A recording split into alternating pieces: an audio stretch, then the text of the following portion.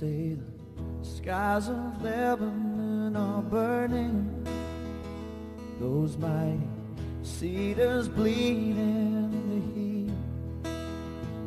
They're showing pictures on the television, women, children dying in the street. And we're still at it in our own place, still trying to reach the future through the past, still trying to carve tomorrow from a tombstone. But hey, don't listen to me, 'cause this wasn't meant to be no sad song. I've heard too much of them before. Right now I only wanna be here with you until the morning dew comes falling. Yeah.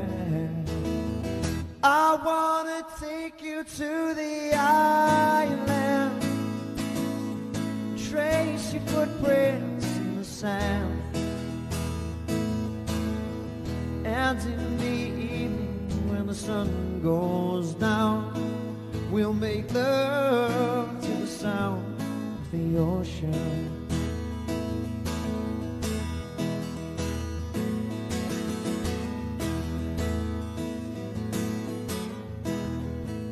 They're raising banners over by the markets, whitewashing slogans on our shipyard walls, witch doctors praying for a mighty showdown. There's no way our holy flag is gonna fall. Up here we sacrifice our children,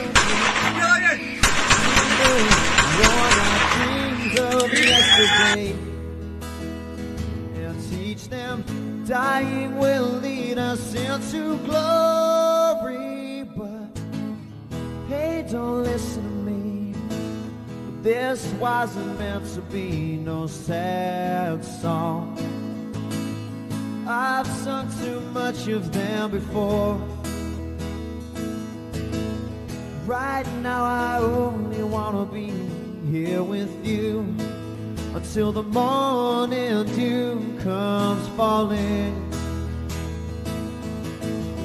I wanna take you to the island, trace your footprints in the sand,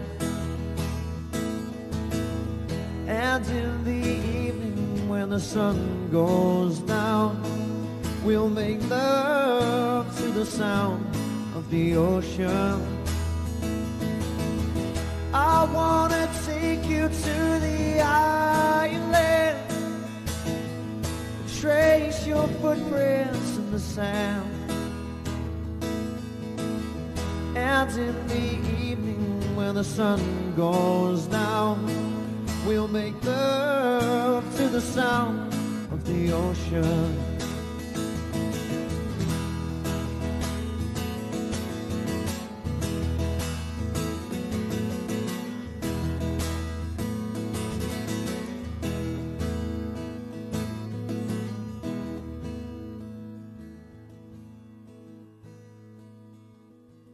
I wanna take you to the island,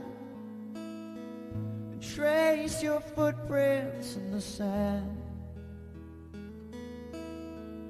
and in the evening when there's no one around, we'll make love to the sound of the ocean. And in the evening when there's no one around, we'll make love to the sound of the ocean.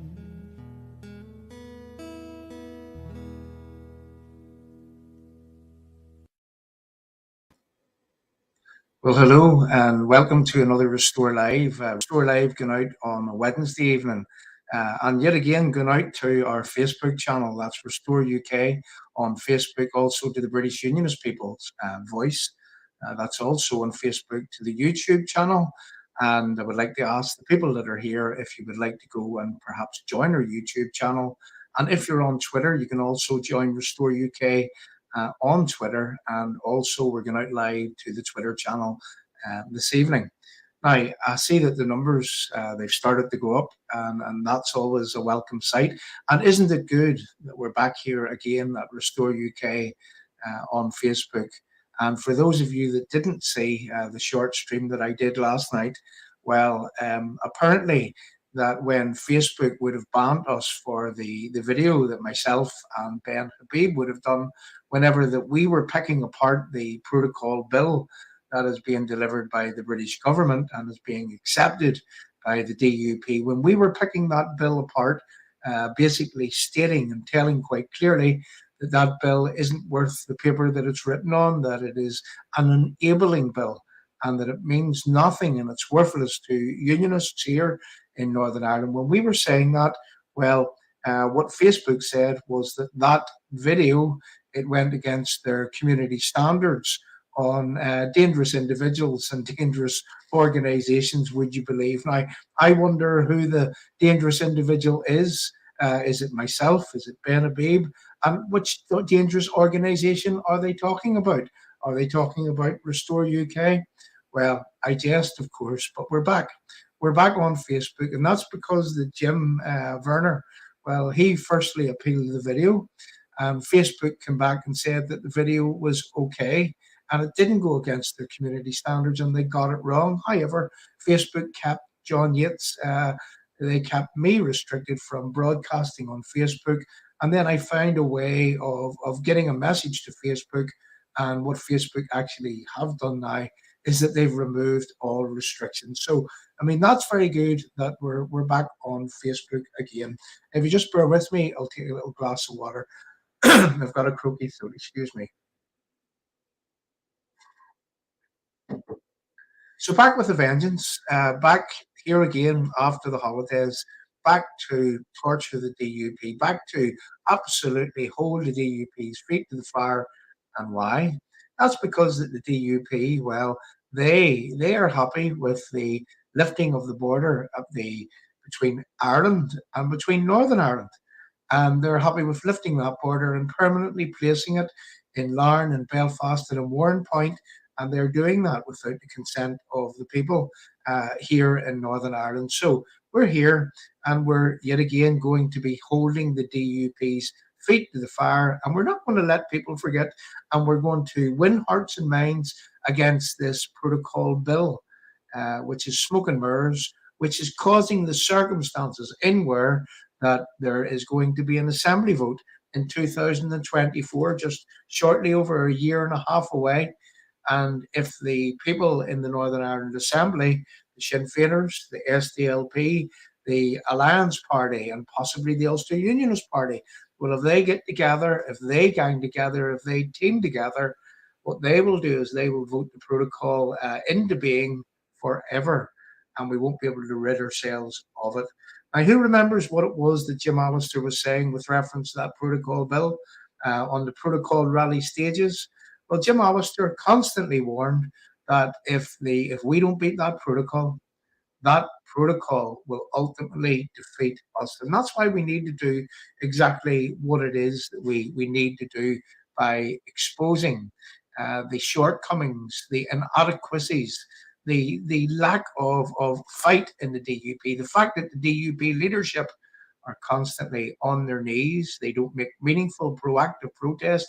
They don't fight in a way that would defend, protect, and enhance Northern Ireland's place within the United Kingdom. What the DUP seem to be doing under the leadership of Jeffrey Donaldson, well, they seem to be taking unionism, moving unionism, putting unionism on the road to this so-called New Ireland, and that can't be acceptable to any unionist or anyone that calls themselves a unionist here in Northern Ireland. So tonight we have entitled this stream Almost Month 20 of the Constitutional Changing Protocol. I think about that, almost month 20. It came into being at the start of last year, at the start of 2021. So we had from January to December, we had 12 months. We've had 7 months almost. July is well underway and almost coming to a close. Month 19 we sit in right now, and we're heading towards, in August of this year, month 20 of a constitutional changing protocol being in place. And still, no meaningful proactive protest from the DUP. Yes, they will say that they pulled Stormont down. Yes, they will say that they're not in the Northern Ireland Assembly. But whenever you examine the circumstance under which that they did actually walk away from Stormont. Well, they done that before that there was an assembly election, and Stormont would have been coming down anyway, and then they haven't brought it back. But really and truly, Stormont was going into recess for the summer months. Let's see what happens in September and in the October time, whenever the media, whenever people, whenever the politicians in other parties, whenever the trade unions would cause the circumstances in where the workers are gurning for the DUP to go back into the Northern Ireland Assembly. And well, let's just watch, wait, and see. And in fact, as we showed you just a few weeks ago, that Jeffrey Donaldson has already suggested on 13th of July this year, whilst unionists, whilst those that would love their culture were in, well, they were at Scarva in their thousands, in their droves. Well, that was a news day in where the Jeffrey Donaldson made a speech in the Assembly or in the Westminster Parliament, and what he said was that, that if the protocol bill is underway, well, yes, Jeffrey Donaldson in person will be coming back to become the deputy first minister, or is it the joint first minister here in Northern Ireland? So, as we predicted from quite some time ago, Jeffrey Donaldson had already said, had already stated to some influential people here I'm going to say 2 months ago, that he would be going back into Stormont. So what was all this protocol rally stage nonsense about whenever he was saying that the protocol must go, that the democratic right of the unionist people must be respected? Or, okay, let's be fair, he says should be the democratic right should be respected. That's what he said. But he hasn't held true to his words. And well, we all knew that the DUP would swindle your vote. And once they got your vote, well, they will go and they will do what is good for the DUP and not what's good for Northern Ireland's place within the United Kingdom, and by extension, the rest of the United Kingdom. So thanks very much for coming along. The numbers are good this evening. We're looking across at Twitter also, and the numbers are quite good on Twitter. Now, again, as I can look, yeah, and even on the YouTube channel, well, there's people watching on the YouTube, and the numbers is actually going up there too. So we're doing okay. We're doing okay. But what I would like to ask people to do before we start is I would like to ask people to tag people into the live chat. If you can, put someone's name in the live chat there, what it will do is it'll notify them and it'll bring them to the stream. And also, if you can share this platform far and wide, if you can share it into the Facebook channels, if you can share it with your nearest and dearest, and also if you're just here, if you haven't been here before, and that's quite possible according to the numbers. Well, if you haven't been here before, what I would like to ask you to do, and even if you have been here before, if you give us a like, if you give us a love, if you give us a share, well, what that will do, if Facebook have been true to their word and reset and removed all the restrictions from me personally in broadcasting, well, what that will do is that will, put us up the rankings, and that will share this channel far and wide. So give us a like, give us a love, give us a share, tag people into the live chat, and also make it known that you're here by leaving a message in the live chat. So as we were speaking, we are here to talk about this evening, almost month 20 of the constitutional changing protocol being in place, and yet our unionist politicians have done absolutely nothing about it. They're way off on holiday. There's more important things, according to Jeffrey Donaldson, that he's worried about. He's not worried about a few border checks, or he's not worried if there's even passport checks in Liverpool. That's not the important thing, said Jeffrey. There's more important things to be worried about. And he was talking to RTE whenever that he said that. Well, that was a good clip actually to be able to find. And we actually found it. So what I want to do this evening is I want to start off in the way that we normally start things off. And I really want to talk about how that it is that we've got to the place that we are today. Now, we all know in the past few days, David Trimble, what is known what he's known as is an architect of the Belfast Good Friday Agreement. Now, those of us that are old enough will remember what was happening in and around that time, in where that the peace process. Let's go back to where it started, and let's just quickly chart a course of the peace process, where it began, how did it happen, when David Trimble took over, and where that we have progressed to today in 2022, in almost August of 2022. So in 1990, the then Secretary of State, Peter Brook, November 1990, he said, and this was a statement that came from John Hume in 1998 and was encouraged by Irish America for the British government to make this statement. And Peter Brook made a statement, and in that statement, he said that Britain has no selfish, strategic, or economic interest in Northern Ireland. Now, in 1993, Sir Patrick Mayhew, January of 1993, Sir Patrick Mayhew, again a Conservative, as part of John Major's government, what he did was he made that same statement, that exact same statement, again in January of 1993. Between the time from 1990 and 1993, there was the Hume Adams talks. That was John Hume and Gerry Adams talking about the circumstances in where that they could bring the conflict to the close. And as we know, the IRA were absolutely riddled with informers. And, the British government, they knew what was being talked about within the Hume Adams talks. And what they encouraged was for Sir Patrick Mayhew in January of 1993 to make that statement again that Britain has no selfish, strategic, or economic interest in Northern Ireland.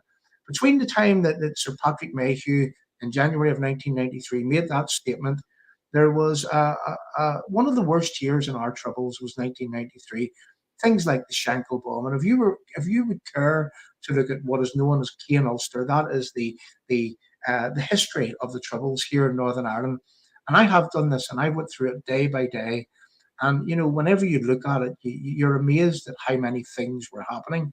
There was almost a bomb a day. There was a shooting a day. There was sometimes more bombs in a day, and there was sometimes more shootings in a day. So 1993 was a very, very bloody year. Things like the Shankill bomb happened in 1993, and all the things that surrounded those things that would have happened. So in around September, October of 1993, there was huge talk of this thing that was coming, and this thing called the Downing Street Declaration.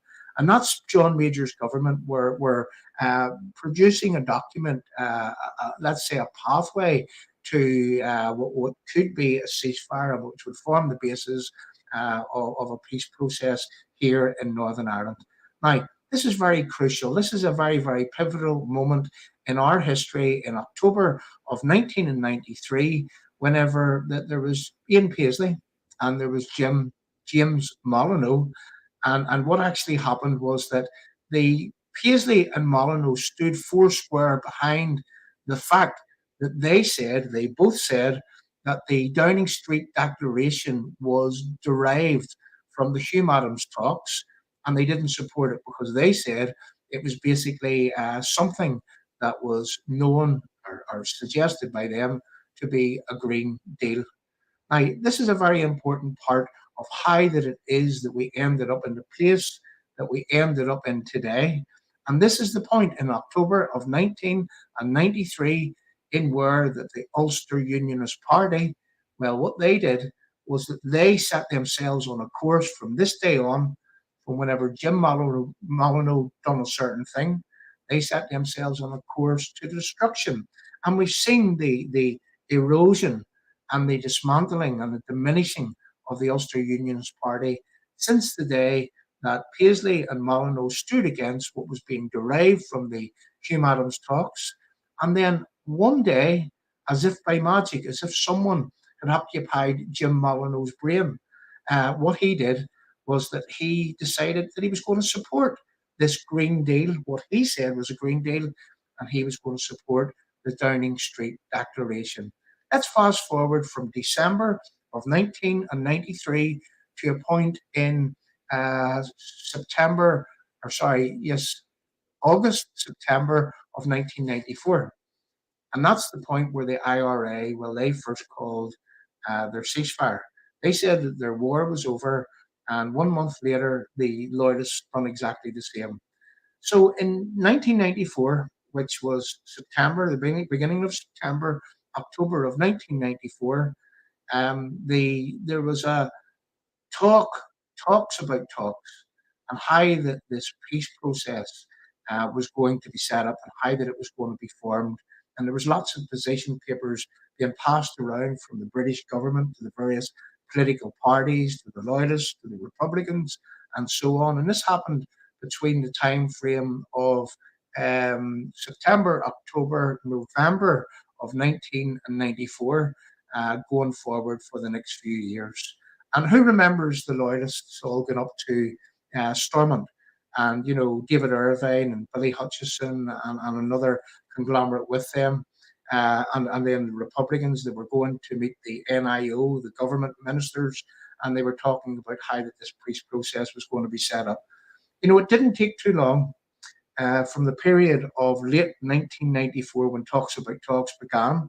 It didn't take too long. It went around to late 95 into the period of 1996. In February of 1996, now remember this and remember this very carefully. And we're going to slightly talk about the legacy of David Trimble here. Now, in 1996, February of 1996, the IRA decided to let off a tactical bomb in Canary Wharf. And what they did was that they transported a bomb all the way through Northern Ireland, crossing the ferry down through England to Canary Wharf. They let off that bomb, and it caused £500 million worth of damage. Now, that was the point in where that I realised that this piece that the IRA were involved in, well, it was a farce. It was a complete farce. That was the point when everyone should have realised that, well, the IRA were not serious about creating peace. Because I told you just a few minutes ago that that was a tactical bomb. And that tactical bomb resulted in the circumstances in where that the British government, they were trying to entice the IRA back into a process. And as opposed to them being penalised for planting that bomb, well, we all know what happened. They were given concessions to get them back into that process. So they had to be part of that process, no matter what they done, no matter how they done it. And that was the point, again, in February of 1996, in where that a lot of people looked at the peace process, this so-called peace process, and they began to see it for, well, really what it was. It was an appeasement process, and it began in February of 1996. And to the onlooker, looking at the David Irvine, looking at the loyalists who were involved in those talks, to the onlooker, let's make my position clear here. I originally would have been hopeful that peace would have taken hold. I would have been very hopeful that people would have put the past behind them and that there could have been a process, a genuine process, in where that there was no murder or mayhem or no one losing their lives again in this country. But in February of 1996, I seen this process for exactly what it was.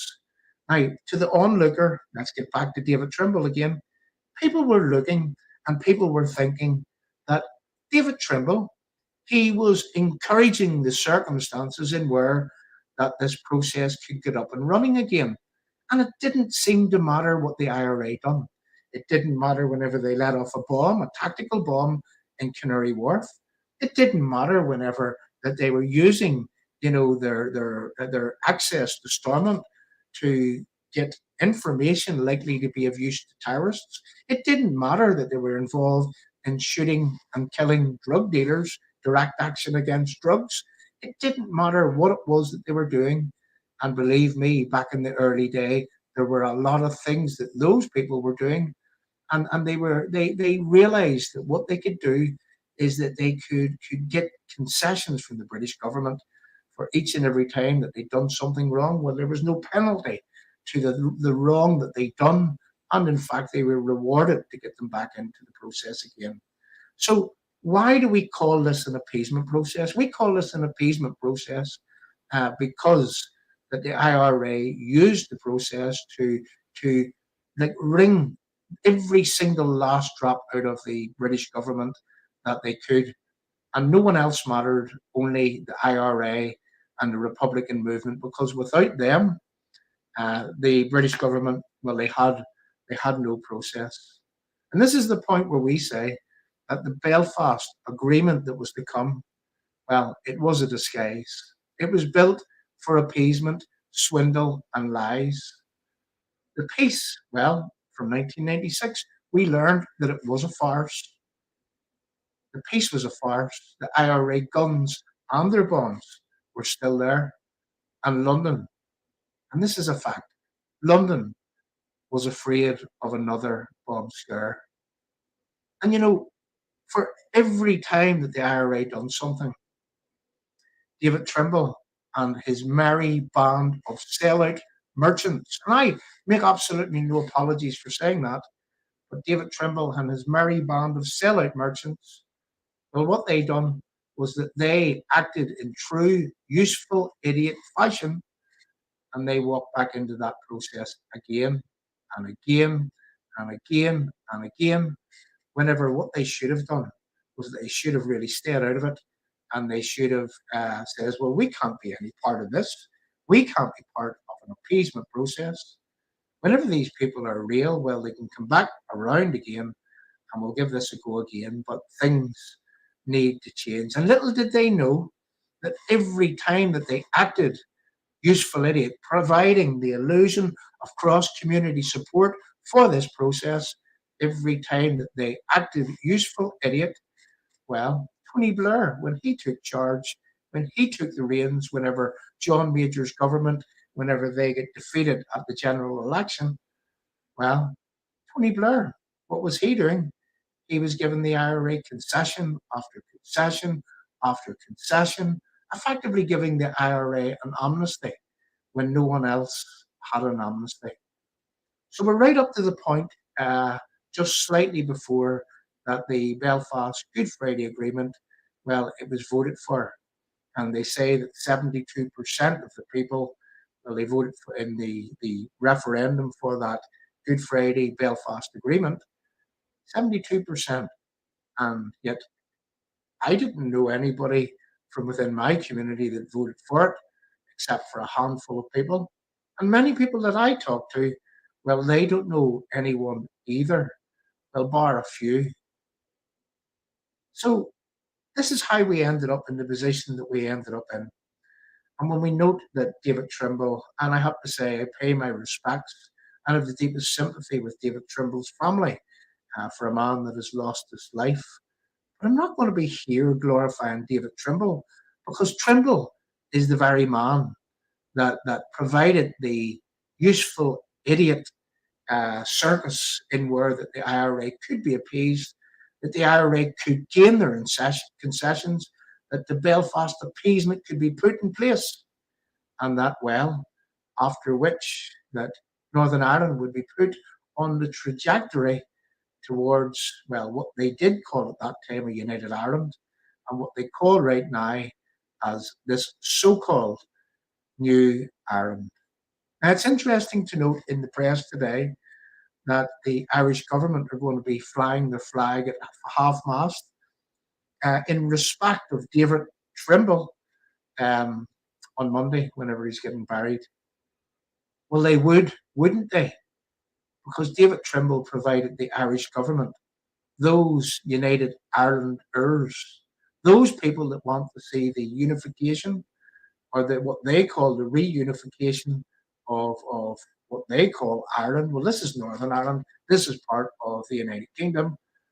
But they have this romantic dream of this all Ireland entity, and the UK, well, Britain moving out, and well, Northern Ireland being consumed within this so-called New Ireland. They have this romantic dream, and well, why they would be flying their flag at half mast, because David Trimble, and again I make no apologies for saying this, is that he was the useful idiot that set in place the circumstances in where they could achieve, well, what it is that you and I and everyone else see ourselves hurtling towards at a rate of, well, faster than we could ever imagine.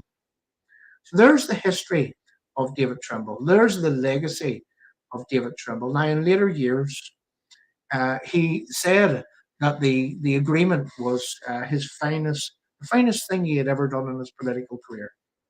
That's what he said.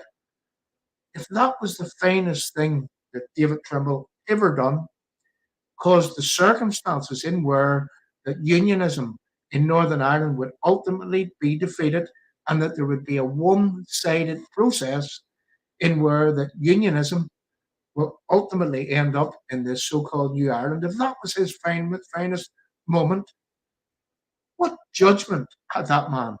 What political judgment was he capable of? He did say that the protocol, well, it wasn't how that the Belfast Agreement was intended. They claimed at the time, the Trimbles of this world, the loyalists of this world who supported the agreement, they claimed that the union was safe.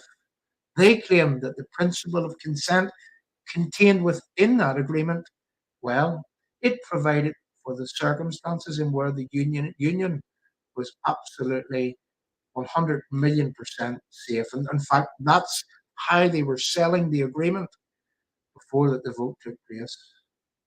We learned quite recently that the principle of consent, well, the British government can come into Northern Ireland.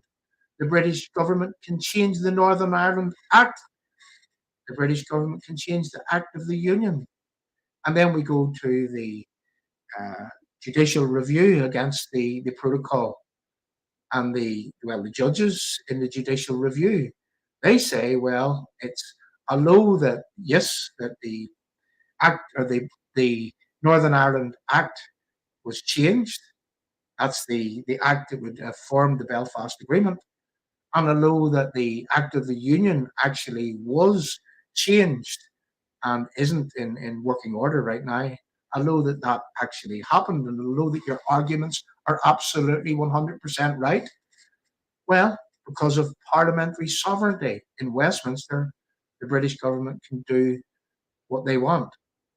So the very, very least we have to say with reference to the Belfast Agreement, the Good Friday Agreement, David Trimble's finest uh, thing that he's ever done in his political career.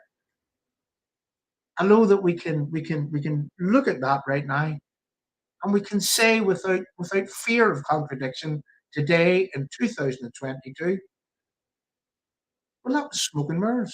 That wasn't worth the paper it was written on. When we needed the principle of consent to work for us, it didn't work for us.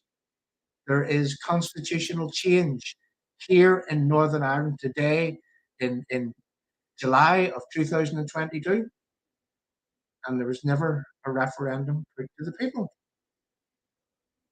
Never a referendum. The British government changed the Northern Ireland Act 1998 for to provide the circumstances in where that they could push the protocol into place, actually sidelining and sidestepping the mechanism which would have required this principle of consent to go to a referendum. You see, that's what David Trimble delivered. And, those that would support the Belfast Agreement, those that would want to work within the Belfast Agreement, those that would want to work within the mechanisms that flows from the Belfast Agreement today in 2022. Well, as Ben Habib would have said in this stream just a few months ago, whenever I made the argument that the Belfast Agreement, well, when we need it to work for us, it obviously doesn't work.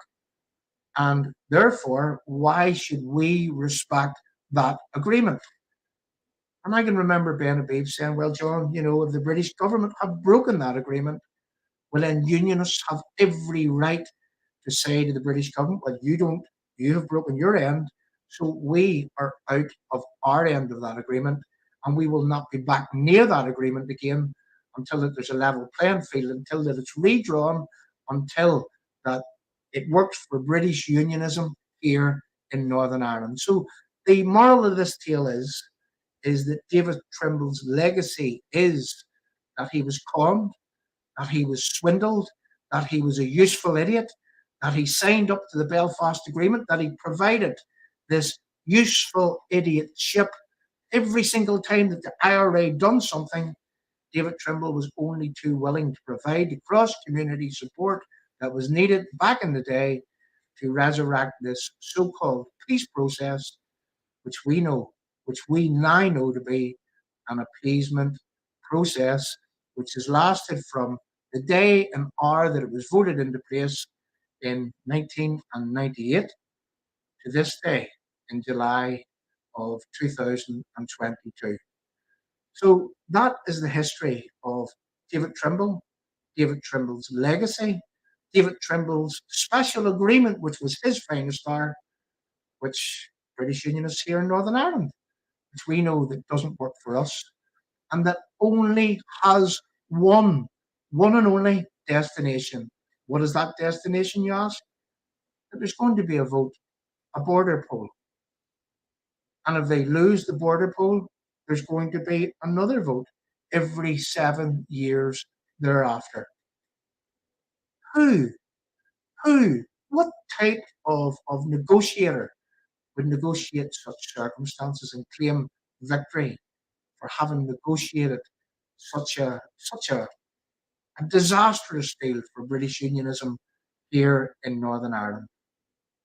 So when we hear the people on the news uh, saying that David Trimble's a great guy, when we hear the people, across the news channels, when we hear people hailing David Trimble as a great man of peace, taking chances for peace, David Trimble, and as far as I'm concerned, his legacy is as the man that would have provided the cross community support or the illusion of cross community support to get that deal over the line, to put together a deal that was disastrous for Northern Ireland and Northern Ireland unionism.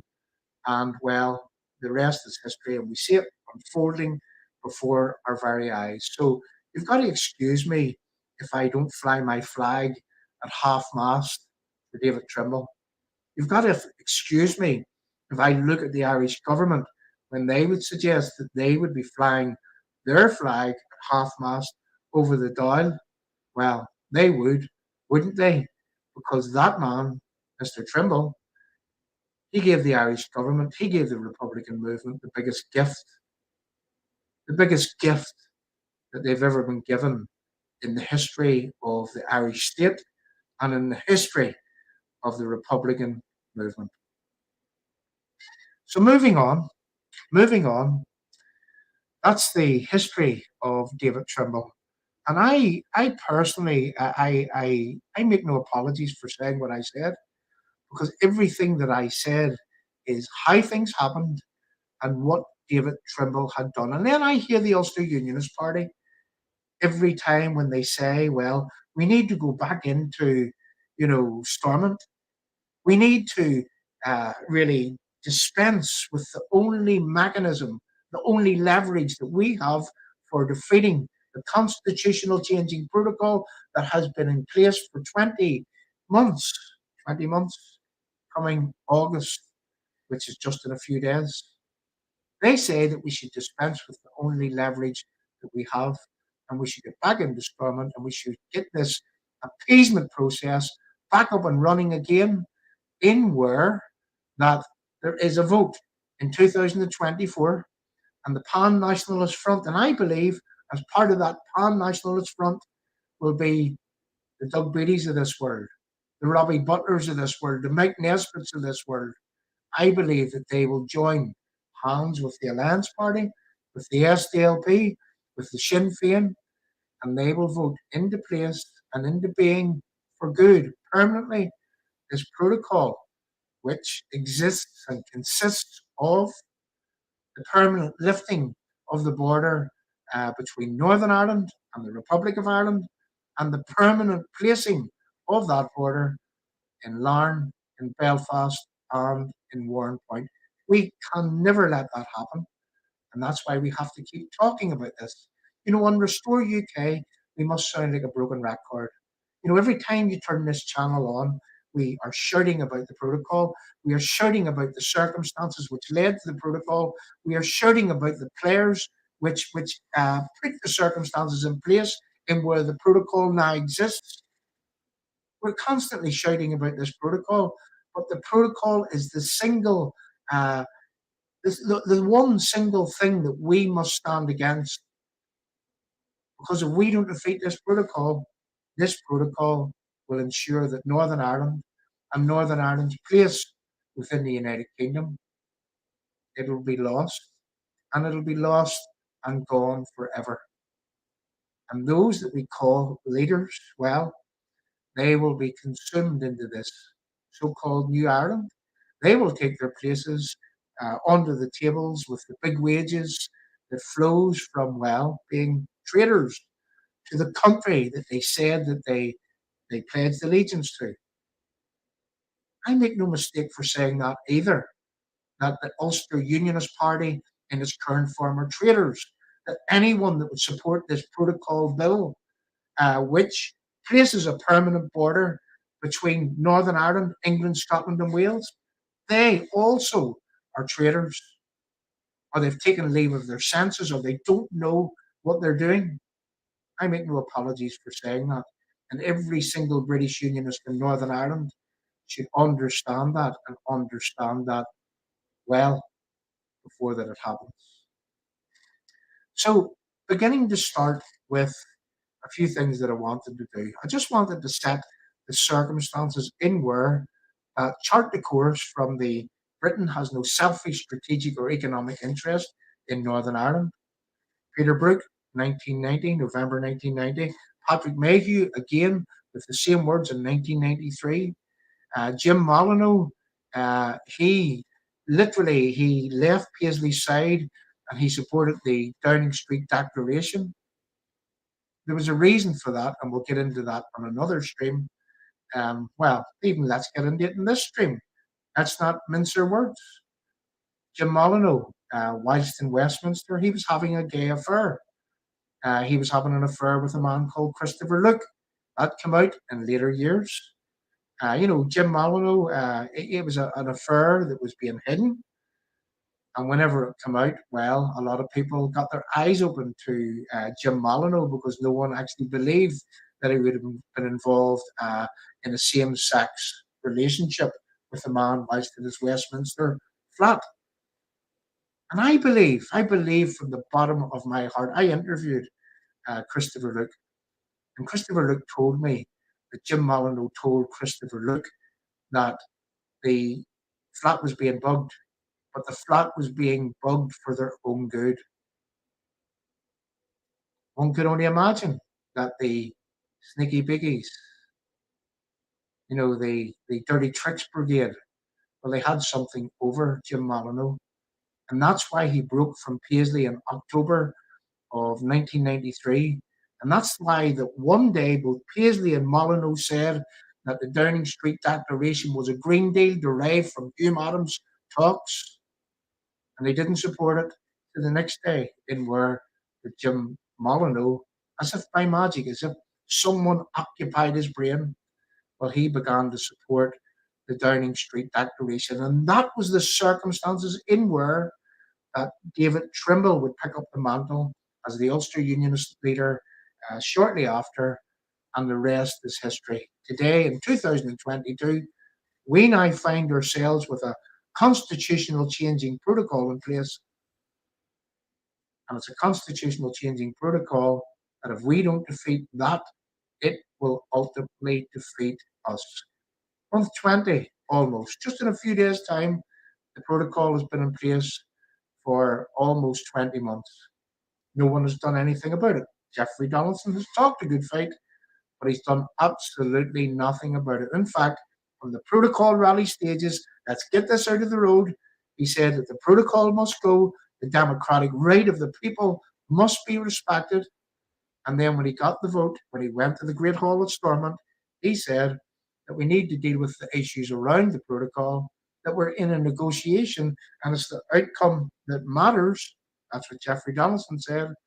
And he said, whenever Liz Truss had said, well, the protocol is not going anywhere, this is not about getting rid of the protocol.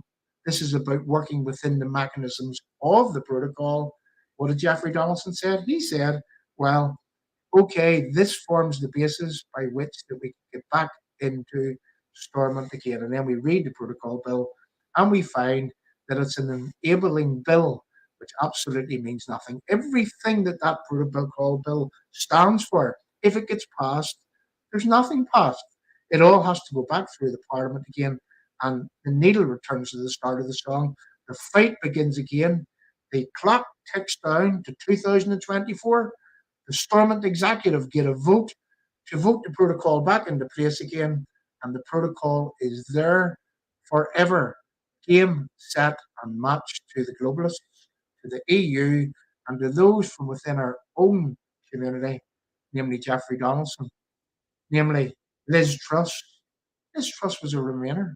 Liz Truss was a member of the CND when she was young. Liz Truss was a member of the Liberal Democrat Party. Liz Truss is a Remainer. Imagine trusting a Remainer to sort out the problems that Northern Ireland haven't been left behind in the EU. And we're trusting a Remainer to get us out. And we're trusting Jeffrey Donaldson, Queen's Privy Councillor Jeffrey Donaldson, MP Jeffrey Donaldson, uh, was peace envoy to Cameroon, now trade envoy to Cameroon, trade envoy to Egypt, uh, director of the Centre for Democracy and Peace, along with um, Liam Maskey, Alex Maskey's brother, in North Belfast, a CIA construct, a place that was funded by Chuck Feeney from the CIA. Who would trust Jeffrey Donaldson as far as they could throw him? Jeffrey Donaldson is the media's darling. Jeffrey Donaldson isn't working for your interest. Jeffrey Donaldson is working for the national interest. And as we pointed out, the protocol must go, he said. The democratic right of the unionist people must be respected until he swindled your vote. And once he got your vote, his language began to change. If you trust Jeffrey Donaldson, good luck with holding on to your country. So, as we move on, we're going to play you a few clips here. And what I want you to do is that I want you to give us a like, give us a love, give us a share, put some names in the live chat there, tag people into the live chat. And before that we move on, because we have a few videos that we do want to play, and we want people to understand some things about what has been changed in order for to allow the protocol to come into being. And we're going to play you some sound bites from Sammy Wilson and also Jeffrey Donaldson. Now, whenever we play these two sound bites together, what I'm going to be able to show is that according to Sammy Wilson and what he was saying today, well, he doesn't agree with Jeffrey Donaldson. And we're going to let you hear both people uh, whenever they're speaking, and you can make up your own mind as to who that it is that you should be trusting from within Northern Ireland today.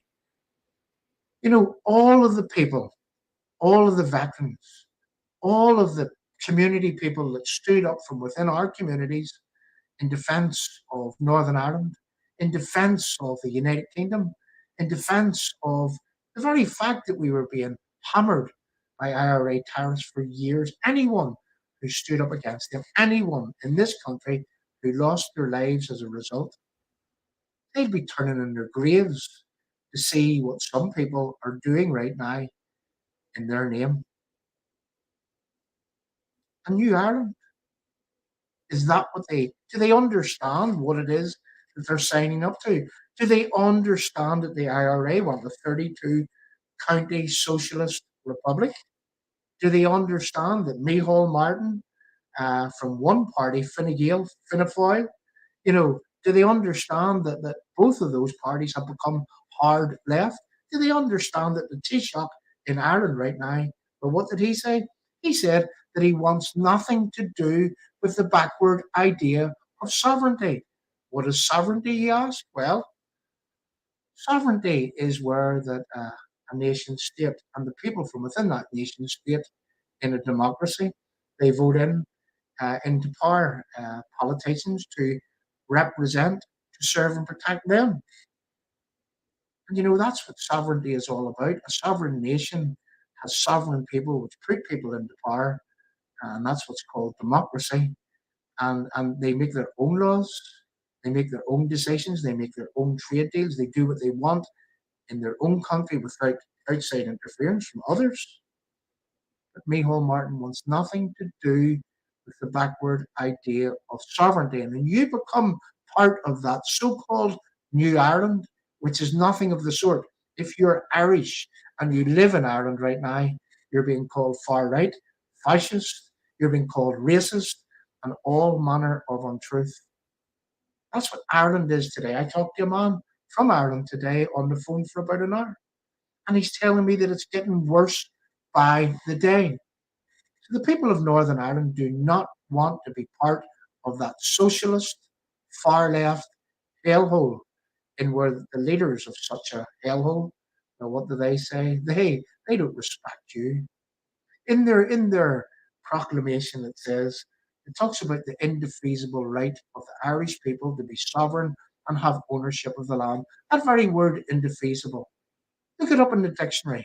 What does it mean? It means that the things that come after it can't be, are not subject to change. And here we have the current Taoiseach in Ireland saying right now that he wants nothing to do with what it says in their proclamation. Absolutely nothing to do with sovereignty. He wants nothing to do with the people in Ireland having ownership of the land, contrary to what it says in their proclamation. Anyway, let's move on and let's play some things and let's expose a few home truths to the people here on Restore. Before we move on, I wanted to pop up into the live chat something that I haven't done for weeks. As you know, we were banned from broadcasting here on our Facebook channel. We were allowed on the Twitter channel, and it's good to see we've got some viewers on the Twitter channel. And again, I'm just going to check with the YouTube. And again, YouTube is strong right now, which is all good. So I'm going to pop up onto the screen here a PayPal link. Right, if you're on YouTube, you'll see that in the live chat. If you're on Restore UK on Facebook, you'll see that in the live chat. And also in the British Unionist People's Voice, you will also see that in the live chat. And if you can help our work here at Restore UK, click on the link. We're not asking anyone to, we're not forcing anyone. We're just asking anyone if you can help our work, click on the link and put a few pound into the PayPal. And, again, because of the ban that we had, we've commissioned someone to build us a website. We're going to have our own website where all our videos will be going on, and that way we won't lose the broadcast capability again whenever we have our own website. And we're moving towards other things. As you know, Restore UK are advising in the case against the protocol, the constitutional changing protocol. We were at the judicial review in Belfast. We were at the appeal to the judicial review again in Belfast, and we're going to the Supreme Court on the 30th of November and the 1st of December this year, after which there will be a 2-day hearing. And what I expect to happen is the judges will deliberate for, I don't know, it could be a few weeks, it could be a month, and then they deliver their verdict down the line, and they deliver their verdict as to why this constitutional changing protocol. Is it legal? Is it illegal? Is it in bad faith? The very fact that the Northern Ireland Act 1998 was changed to allow it to come into being without the principle of consent being applied, a referendum being put to the people. Is it legal under those circumstances? They say that you can't break the Belfast Agreement, but yet the British government have broken it by changing the Northern Ireland Act. That's going to be heard in the Supreme Court. Also, the Act of the Union, 1801, came into being in 1800. And, it says that there should be no boundaries, no tariffs between any constituent part of the United Kingdom. that would be from England, Scotland, and Wales to Northern Ireland. Now, Ireland used to be part of that, but whenever they partitioned, and it was they who partitioned, it was they who wanted to partition, they wanted to leave us. They left us. We didn't say anything about it. So they took themselves out of the Act of the Union. But Northern Ireland is still part of that Act of the Union, and it states quite explicitly that there should be no tariffs or trades or bounties or obstructions on fettered access between Northern Ireland, England, Scotland, and Wales. And that's something else that we will be fighting in the Supreme Court. So if you can help our work by putting a few pounds into that channel, we will be taking a team to London in late November, early December, and we'll be filming from there. We'll be bringing you reports from there, and all of this costs money to get a team across there, to pay hotel stays, and all that goes with it. We haven't asked for a penny with reference anything that we have done with reference this protocol case to date. So if you can help our work, click on that link, put a few pounds in, and it is much appreciated, because we are always better than I. So back to what we're doing here on Restore UK. It's around the top of the hour, and I'm going to play you a short video, and I'm going to come back periodically in this video as I play, and I want you to listen to what the Act of the Union actually is. Now, this is me doing a short video talking about the Act of the Union, and also reading from Article 6 of that Act of the Union, in order that people understand the gravity of what it is that the British government have actually done on the people of Northern Ireland in order to force this constitutional changing EU protocol into being. Listen very carefully, and I'll be back very soon. The Act of the Union formed in 1800, and it came into being on the 1st of January on 1801. What it guaranteed within Article 6 of that Act was that there would be tariff-free trade between Ireland and the rest of the United Kingdom. Ireland later became the Free State, which left Northern Ireland, which was separated from Ireland, as part of the United Kingdom. And that Act still carries forward. In Article 6 of that Act guarantees tariff-free trade between the constituent parts of the United Kingdom. Now, here we have ourselves in 2020, and when we look at what's about to happen, is the EU have suggested that because of the Good Friday, the Belfast Agreement, that there can't be a border in Ireland.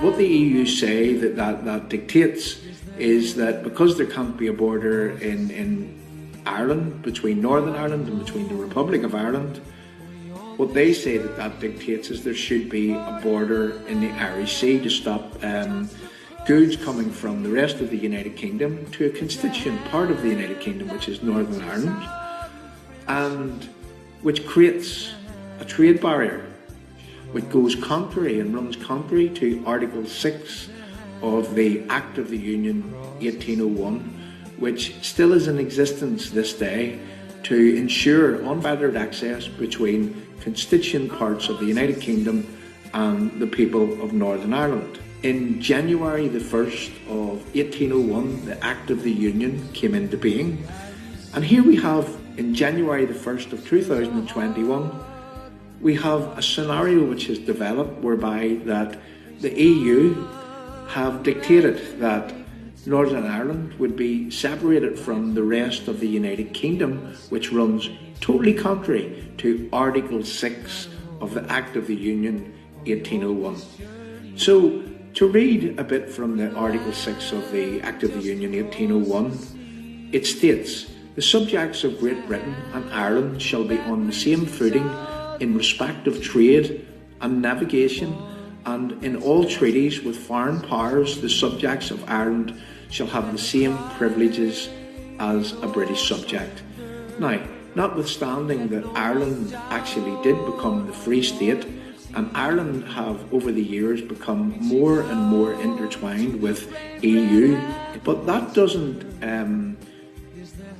stop in any way the Act of the Union being in existence for Northern Ireland, because that Act, Article 6, still is in existence to guarantee unfettered access, to guarantee free trade, and to guarantee that there's going to be no barriers or no borders or no tariffs placed on goods coming from the rest of the United Kingdom, whether that be England, Scotland or Wales into Northern Ireland, or the reverse of that would be going from Northern Ireland back into England, Scotland and Wales.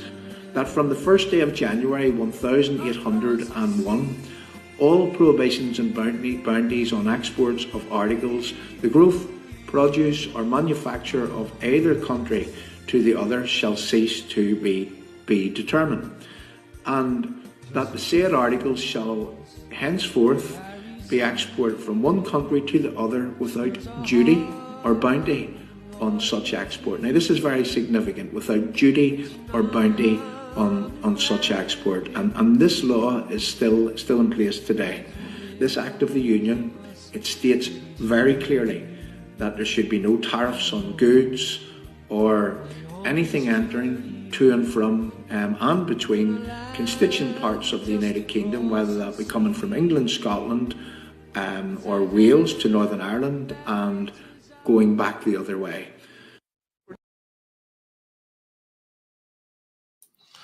So there you'll have heard it. I mean, that's the Act of the Union, Article 6, specifically from within the Act of the Union.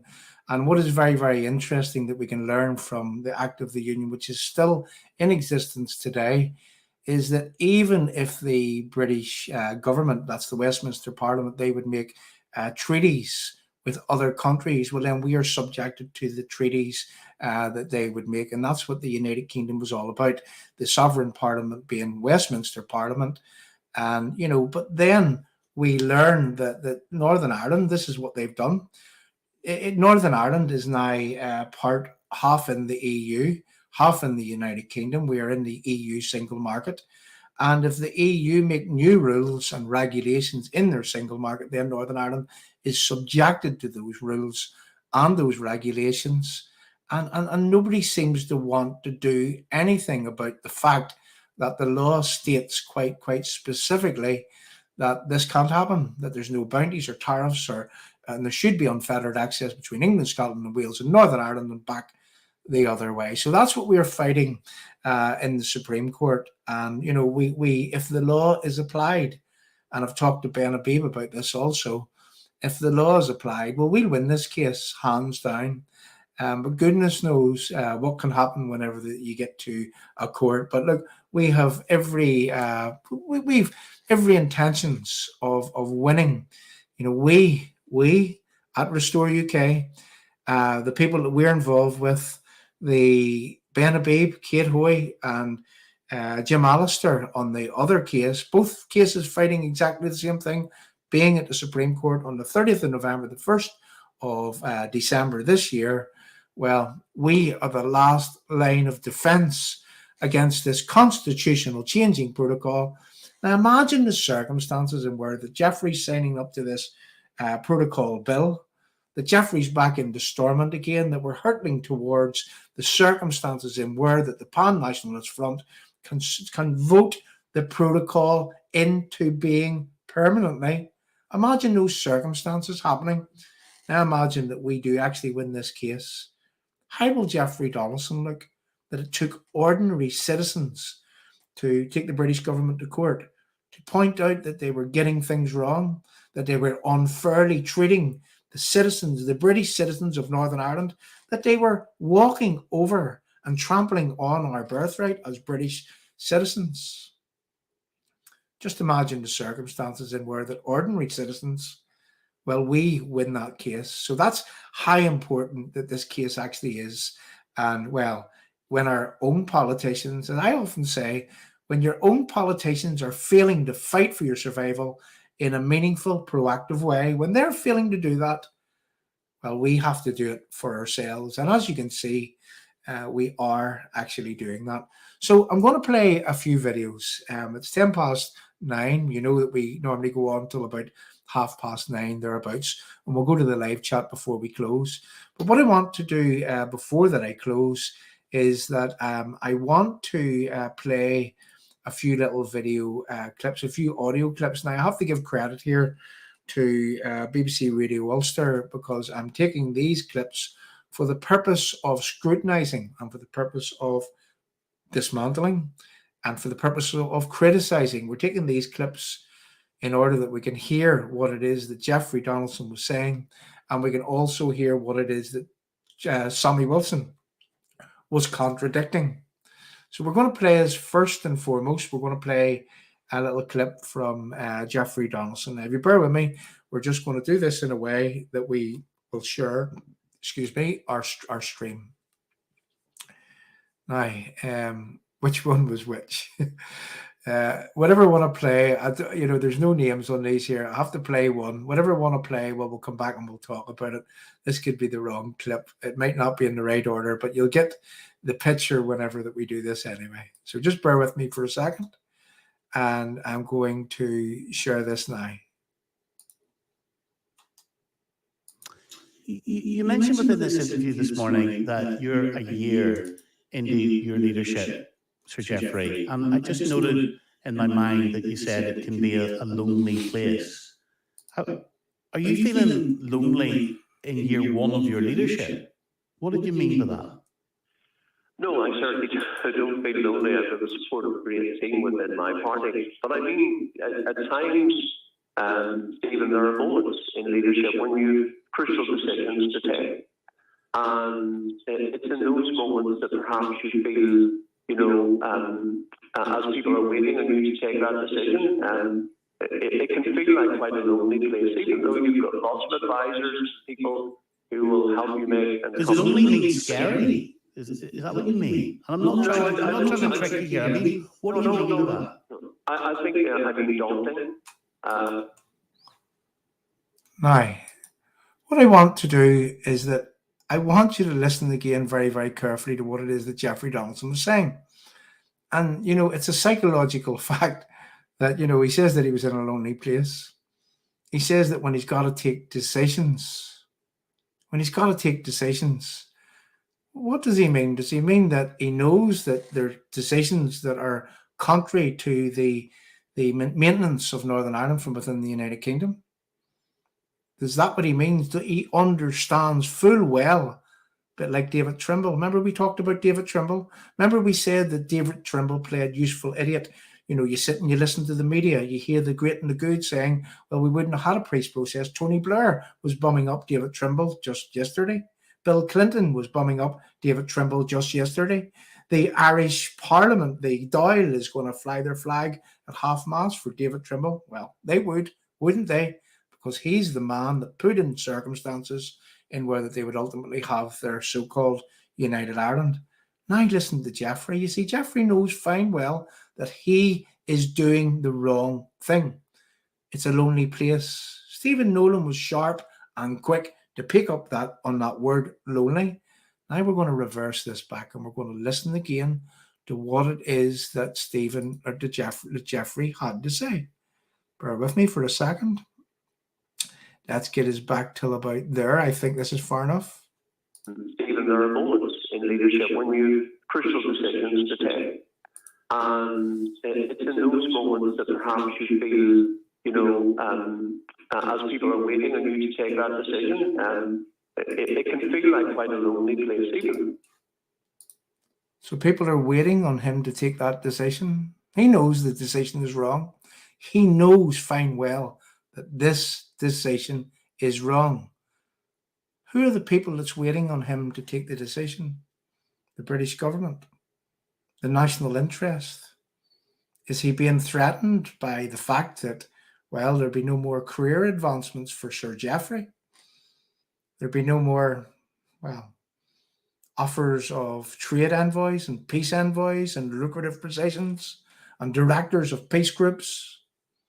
Will he be a lonely man in terms of career advancement on the world stage if he does not make the decisions that are detrimental to Northern Ireland and that are beneficial to globalization? Is that why he thinks that he's in a lonely place? This is a very, very important piece of audio that Nolan picked up on yesterday morning. We've only got to thank Stephen Nolan for these very words from Sir Geoffrey. We want to listen to this one more time because we're going to cut this and we're going to use this as part of, showing how that it is, what's in the head, what's in the mind of the sellout merchant. That is Sir Geoffrey Donaldson, who's not playing for Northern Ireland Unionism, and I make no apologies for saying that, who is playing for the career advancements of Geoffrey Donaldson. Sir Geoffrey Donaldson. How many other sirs do you know in Northern Ireland? That's a question. That is a real question. Let's get back to this for a second.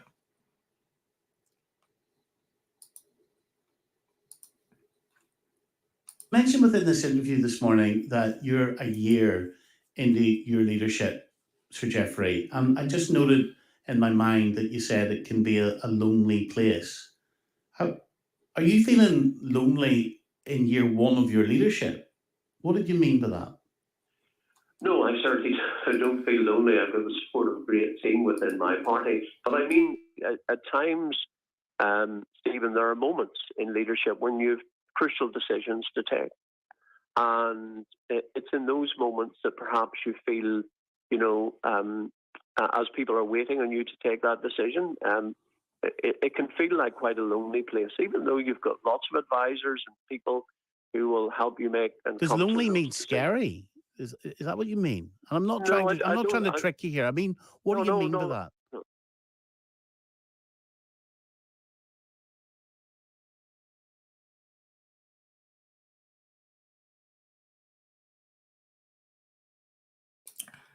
There are people waiting on him to make decisions. Make decisions for what? To go back into Stormont again, to give up the only leverage that we as unionists have for defeating this constitutional changing protocol. He's been pushed. He's been pushed in the background. He feels lonely. And then what we're going to do, people, is that we're going to let you hear Sammy Wilson from the DUP party speaking contrary to what it is that Geoffrey Donaldson is saying. And then what we would like is that we would like to perhaps go and try and have a chat with Sammy Wilson to ask him the question, well, let's just let people hear what Sammy Wilson had to say about what it is that his leader is saying and has been saying, and how that it is that Sammy Wilson doesn't agree with him. How many other people from within the DUP don't agree with Sir Geoffrey and Sir Geoffrey's desire to advance his career prospects, to get his feet under this globalist table, and in a way that would sell every single person in Northern Ireland out? Let's play on with this and we'll stop soon. I think, daunting.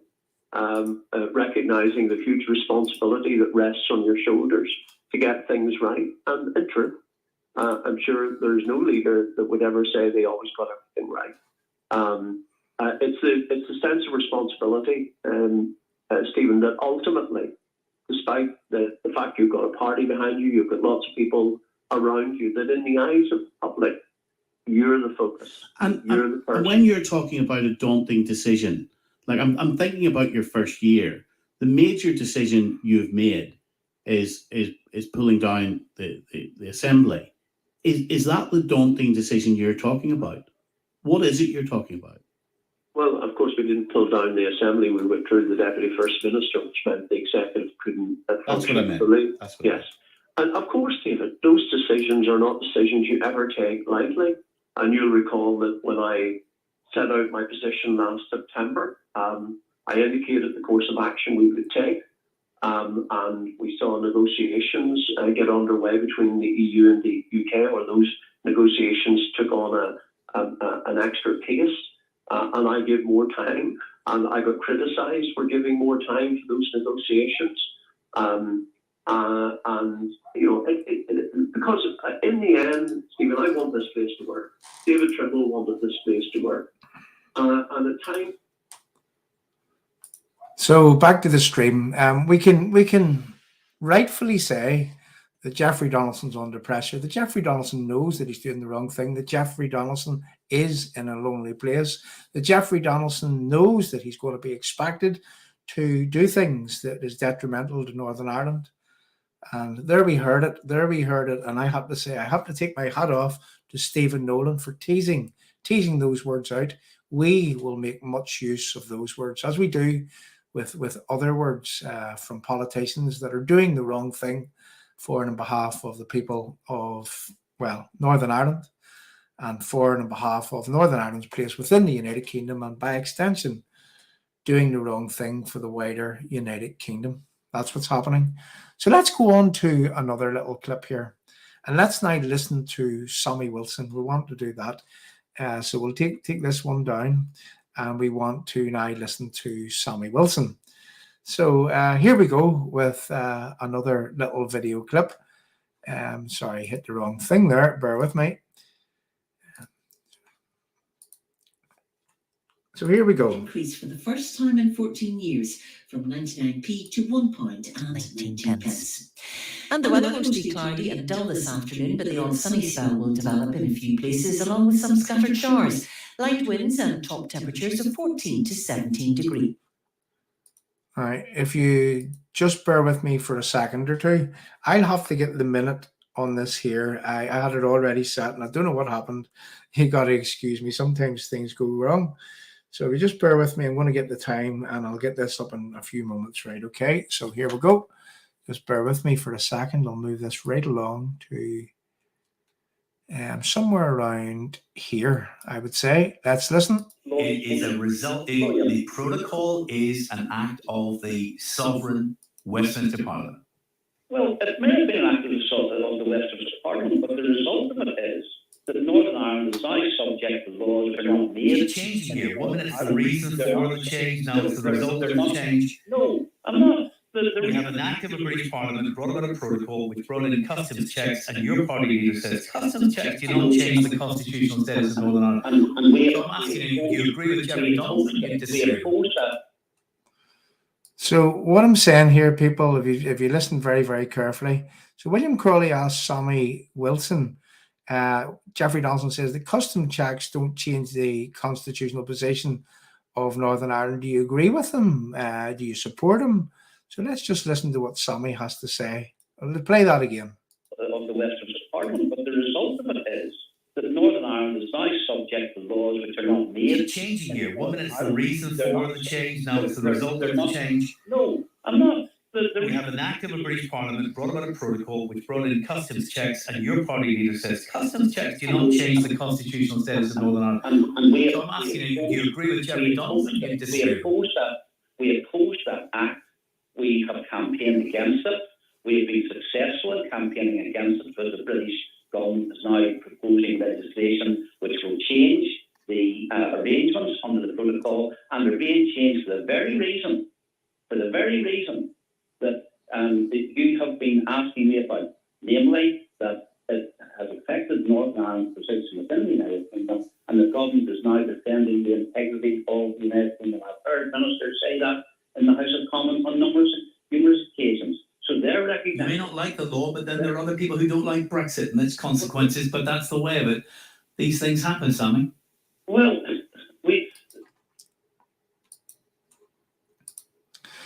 So there we're back. I think you get the gist of it, is that William Crawley was asking Sammy Wilson that if he agreed with Jeffrey Donaldson that customs checks don't change the constitutional position of Northern Ireland.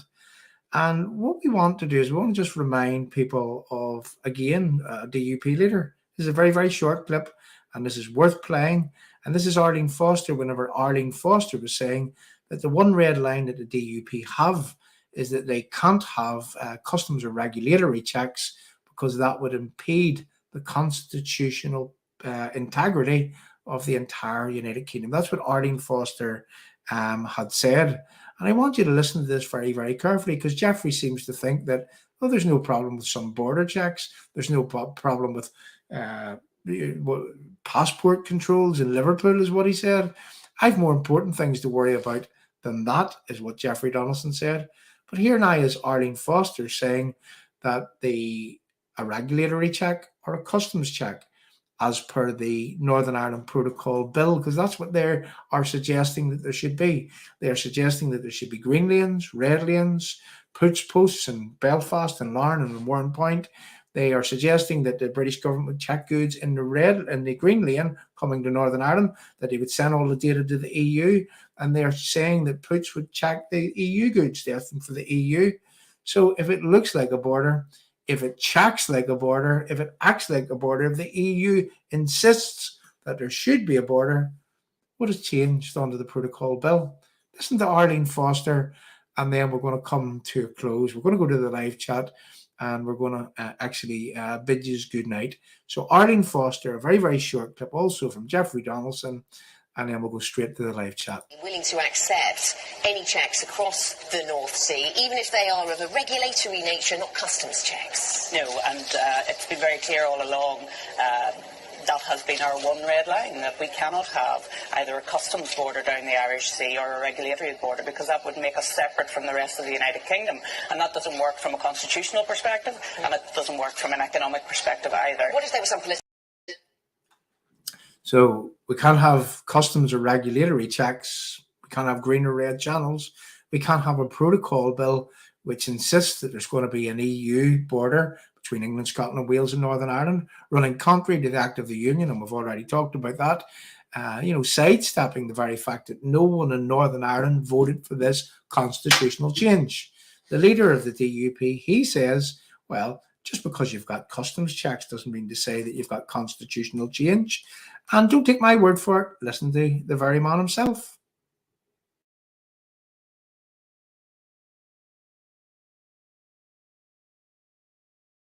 Well, in the end, customs checks doesn't mean that you change the constitutional status of a part of the United Kingdom. That's not going to happen. Already we're seeing the political parties and business leaders coming together to see how we actually exploit the opportunities that may arise from this situation. So he wants to exploit the opportunities from within the protocol. He says that, because you've got customs checks doesn't mean to say that you've got constitutional change. But if you've got customs checks, the Act of the Union had to be changed to provide for the circumstances in where that you can have customs checks at Larne, at Belfast and at Warrenpoint. Is this man actually fit to be the leader of unionism? Who's he working for? He's not working for us. He's certainly not working for Northern Ireland. He's not working for the best interests of Northern Ireland unionism. He's not working to keep the United Kingdom together. So who is he working for? Why is he a lonely man? Why is he frightened of the decisions that he might have to make? I can tell you why. A bit like Arlene Foster previously, when she said, well, if there ever was a United Ireland, she would get up and she would go. She wouldn't stay here. And why? Well, people seen that what she was prepared to do in order to advance the project of a new Ireland. Let's play one more clip from Jeffrey Donaldson, just one more very short clip, and listen to him here when he says that passport checks in Liverpool are okay with him, that, a few, what are we getting in a twist for because of a few checks, a few customs checks? Listen to his words, not mine. And then you'll hear him speaking about leaders need to push the boundaries. The only boundaries that Jeffrey Donaldson is pushing is the boundaries that currently exist between Northern Ireland and Southern Ireland, and he's physically pushing those boundaries towards Larne, towards Belfast, towards Warrenpoint, and placing those boundaries permanently between Northern Ireland, the people of Northern Ireland, between the British people of Northern Ireland and the British people in England, Scotland and Wales. That's the only boundaries that this leader, that Jeffrey Donaldson is pushing. The question is, who is he pushing them for if he's not pushing them for unionism here in Northern Ireland? Why is he lonely? Look, we have passport controls in Liverpool. Does that matter to me? Absolutely not. The things that matter to me are so much more important than this silly debate about whether we'll have the odd border post or passport checks. And when it comes to peace building, Sometimes leaders have to push the boundaries. Look, if we have passport controls in Liverpool, does that matter to me? Absolutely not. And when it comes to peace building, sometimes leaders have to push the boundaries.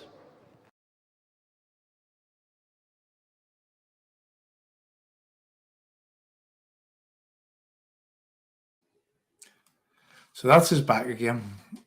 We rest our case. You know, when it comes to peace building, sometimes leaders have to push the boundaries. He said to Nolan he was in a lonely place because of the decisions that he'll have to make, because he knows that the decisions that he is making, that he's going to be expected to make, he knows that those decisions are wrong. He knows that those decisions are detrimental to Northern Ireland, to Northern Ireland's place within the United Kingdom. Jeffrey Donaldson, I feel that he's completely discredited with what it is that he said yesterday on the Nolan show, and now we have that clip. That he's in a lonely place, that the decisions that he expects that he's going to have to make, that leaves him in a lonely place. Although that he's got the backing, he says, of people in his party and others, the fact remains, the very fact is this: the DUP hierarchy under the leadership of Jeffrey Donaldson, they have got buy-in from a few people here in Northern Ireland, some people that are at the head of, say, community groupings, the Orange Order in the guise of Mervyn Gibson, whose only request for the protocol was that two things needed to be sorted out for Mervyn. The protocol could stay. That was the speech that he made on the centenary stage. I have the very speech. I could read it again. And there was only two things that Mervyn wanted removed, and that was that he says that there should be no checks on goods coming to Northern Ireland, number one. And number two, he said that the EU courts didn't have a say in Northern Ireland. What about the fact that we have a border between us and England and Scotland and Wales? For any unionist, that must be the only thing, that the very thing that we need moved, that we cannot accept. Whatever happened to the protocol must go. Whatever happened to no Irish Sea border? Whatever happened to that? These people have compromised. These people are compromised. These people aren't working for us. And it's time people wakened up to this very fact. I believe that that's why we were banned off Facebook, because of how we talk, because we tell things as they actually are. If you're a unionist, if you belong to a community group, and if you are Mervyn Gibson, if you're Jeffrey Donaldson, you need to come clean with the people. You need to tell the people that you've been doing the wrong thing. You need to reverse in your tracks. You need to tell Liz Truss to stick her protocol bill where the sun doesn't shine.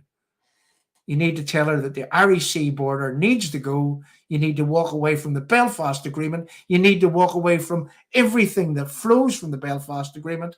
And you need to insist and demand that you'll not be back there again until that unionism in Northern Ireland, until British unionism in Northern Ireland are once again made fully fledged members of the rest of the United Kingdom, until that there's no tariffs or bounties or separation, until that we again have access, complete and utter access, no restrictions to the markets in England, Scotland and Wales.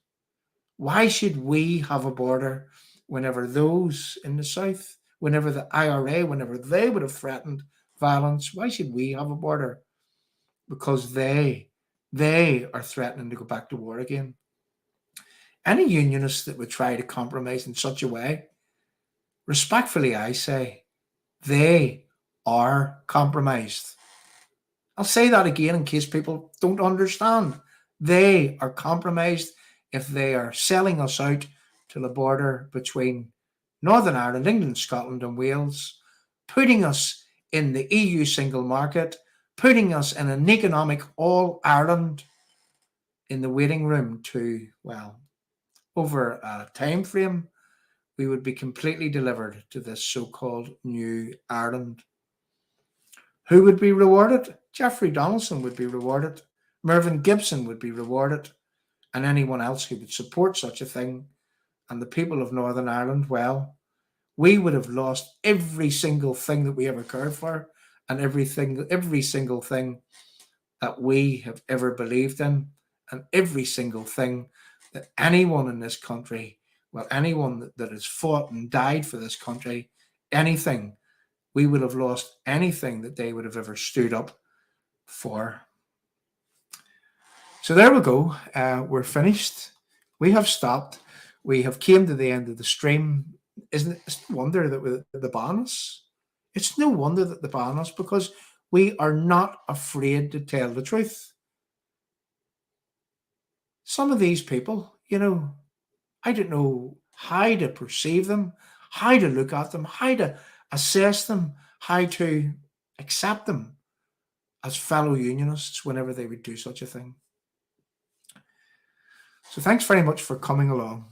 If you can help our work, if you can put something into our PayPal link, I'm going to pop that PayPal link up again. PayPal link on Restore UK on Facebook, PayPal link on the British Unionist People's Voice. Again, that's Facebook. That was YouTube the last time. And again, this is Facebook on Restore UK. Thanks very much for coming along once again. And one of the things that I do want to ask people, the numbers has remained high. Give us a like, give us a love, give us a share, still tag people into the live chat. One of the things I want to ask the people on our live chat, if you can put a few pounds in that, that's great. Thanks very much. You'll be helping our work. You'll be helping further our work. And if you can't, well, it really doesn't matter. And one of the things that I really want to talk to people about, if you know anyone that is a victim of the Troubles, if you know anyone that has gone through any hardship right now in Northern Ireland as a result of the administration that we have, and let me give you a quick example. We take that the Conor Murphy has suggested to the GAA in Casement Park that there's £140 million waiting for them, given that they've spent millions on court cases, and the GAA says that they're putting in 15 million. There's 140 million thereabouts sitting waiting on the GAA whenever Ulster Rugby got 19 million. Irish League Football got 29 million, a combined nearly 50 million. And the GAA want to get almost 3 times that amount. There's no restrictions in that money. They say that money has already been secured.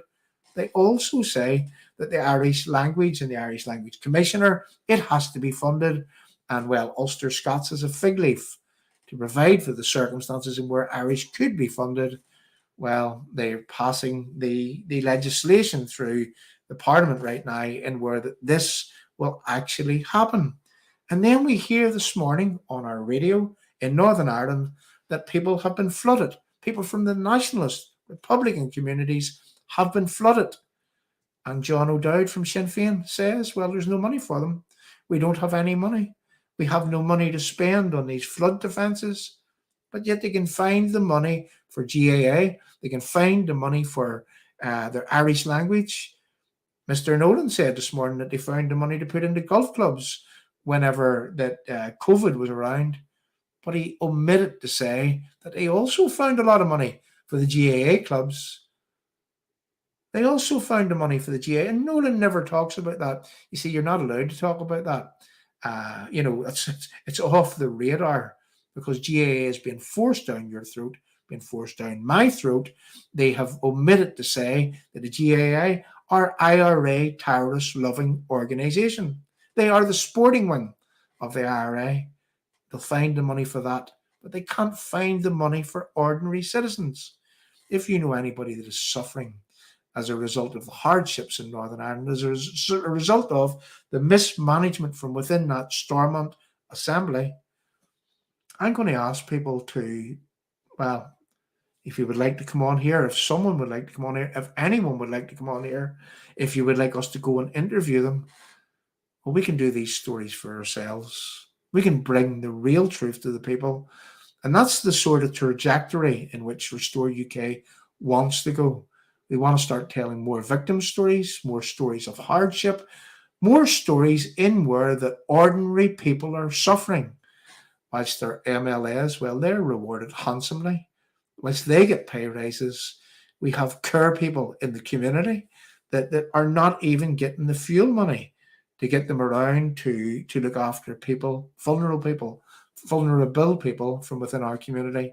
And those are the types of stories that we want to be doing actually going forward. So if you know anyone, if there's anyone that you can bring to us, well, we're a team. And I'm hoping that we can work together to bring the stories to Restore UK in the very, very near future. People, thanks very much for coming along. Again, it was a very, very interesting night. Again, I hope that you found the history, informative.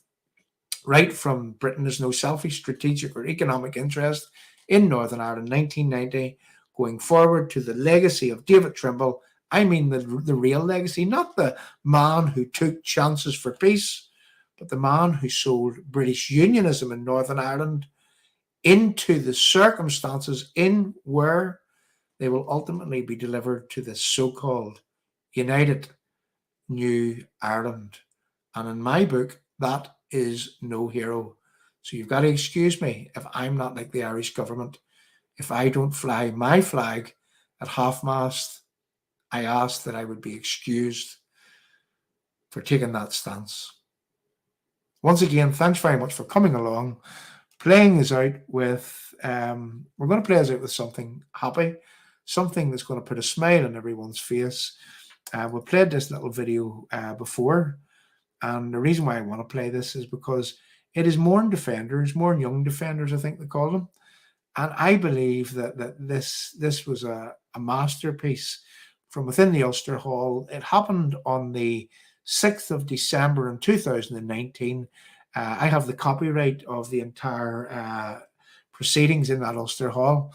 And we have the entire video. And I took this from the video, Mourne Young Defenders playing a few tunes. And I think this band it showcases the best of our culture here in Northern Ireland.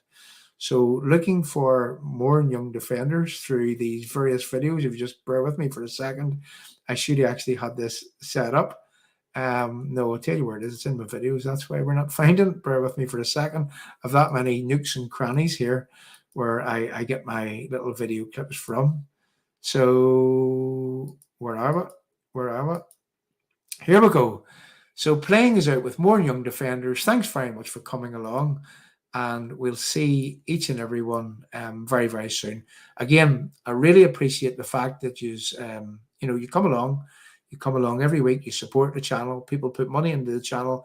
People makes it possible for us to do exactly what it is that we do. And as you can see, who else from within our community is exposing what it is that our leaders are saying, what it is that our leaders are doing, the detriment that they're causing to our community, the detriment that they're causing long-term to the United Kingdom.